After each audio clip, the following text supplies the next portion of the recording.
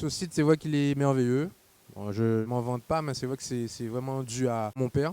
Parce qu'ici, avant, à la place du restaurant, il y avait une poissonnerie.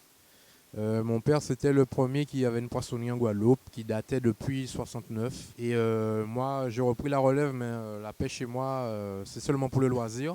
J'ai toujours voulu faire la cuisine. D'ailleurs, je suis tombé dedans depuis tout petit avec ma mère. Je suis un peu l'Obélix de la cuisine.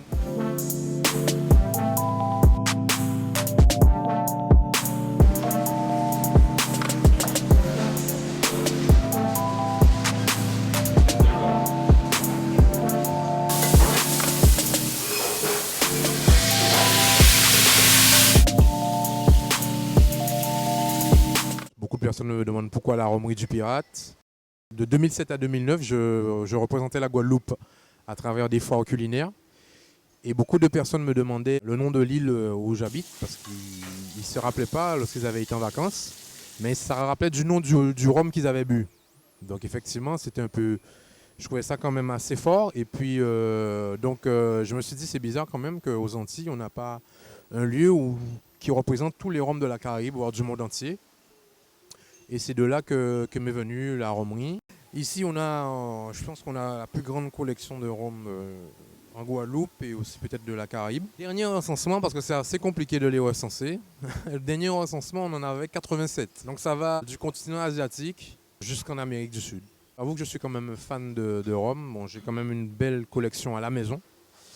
J'aime beaucoup le rhum. Je trouve que c'est un produit noble de chez nous et qui a la transparence d'être accepté par tout le monde. Donc effectivement, je voulais accentuer ce produit qui nous est si cher en Guadeloupe.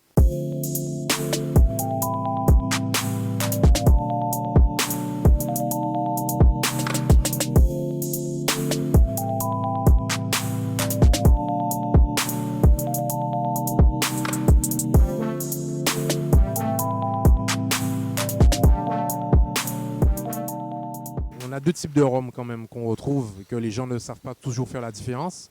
C'est qu'il y a le rhum agricole, dont pratiquement ils viennent que des Antilles françaises. C'est du rhum élaboré à base de rhum blanc, rhum agricole.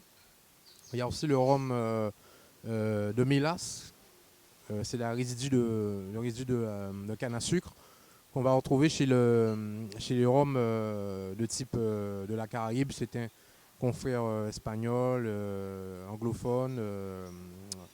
Donc effectivement, ce sont des rhums qui sont à base de mélasse, qui ont un côté un peu plus mielleux que nos rhums aux Antilles françaises. Aux Antilles, on a toujours cuisiné avec le rhum. Bon, déjà, notamment les pâtisseries, les grands-mères, ils mettent énormément cuisiné avec le rhum. Et c'est vraiment en connaissant le produit, le rhum, qu'on arrive à associer certains produits avec, comme certains fruits de mer, le lambi, les wassous. C'est vraiment en connaissant les rhums qu'on arrive vraiment à savoir les utiliser à travers pas seulement la pâtisserie, mais aussi les plats élaborés en cuisine.